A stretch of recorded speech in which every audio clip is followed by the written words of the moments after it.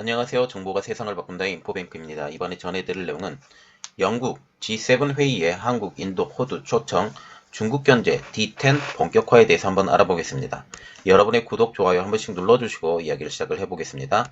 지금 의장국인 영국이 한국을 G7에 초대했다라는 내용을 가지고 시작을 해보겠는데, 올해 G7 정상회의 의장국인 영국이 한국을 초청했습니다. 인도와 호주도 이번 정상회의에 초대가 되었어요. 영국은 중국을 견제하기 위한 D10 구상을 본격화하게 했다라는 관측이 나오고 있는데요. 보리스 존슨 영국 총리는 16일 올해 G7 정상회의를 6월 11일부터 13일까지 영국 남서부 휴양도시인 코넬의 카비스만에서 대면 방식으로 개최한다고 발표를 했습니다. 발표 자리에서 한국, 호주, 인도, EU를 게스트로 초청한다고 밝혔는데요.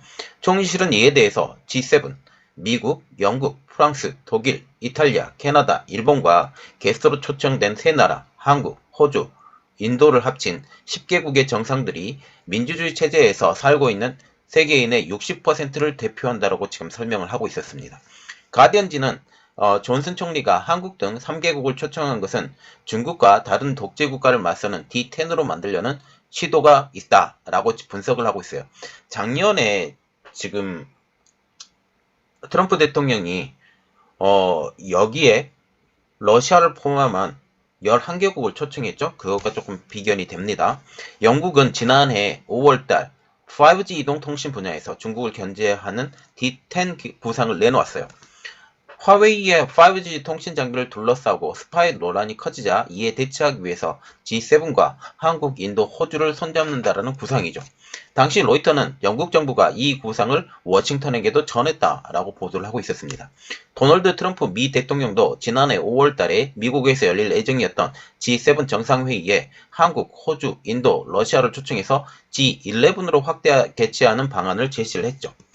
지난해 G7 정상회의는 신종 코로나 바이러스의 감염증으로 여파로 열리지 않았습니다.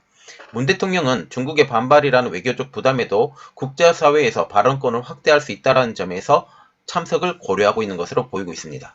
지난해 11월 달 존슨 총리는 문 대통령과 통화해서 G7 정상회의에 초대를 한다고 밝혔죠. 당시 문 대통령은 성공적인 G7 정상회의가 될 수 있도록 적극적으로 영국과 협력하고 기여할 의지를 갖고 있다라고 전하고 있죠. 자, 지금 보시면 다른 내용은 아닙니다. G7 정상회의에 한국이 초대됐고 거기에 인도와 호주가 같이 포함이 되었다. 이렇게 함으로써 G10으로 지금 D10으로 나가려고 하고 있다. 그런데 작년에 이렇게 함으로써 가장 큰 문제가 됐던 게 뭐냐면 일본이 이것에 대해서 반발을 많이 했어요. 일본이 이것에 대해서 반발을 많이 했는데 올해도 일본이 반발을 할 거냐라는 거죠. 반발을 거의 못할 가능성이 많습니다. 어쨌든 이것을 통해서 한국의 발언권은 조금 높아지겠지만 중국에서 눈치를 조금 볼 것 같아요. 그런데 결국은 할 겁니다. 해서 국제적 위상이 더 높아져야죠.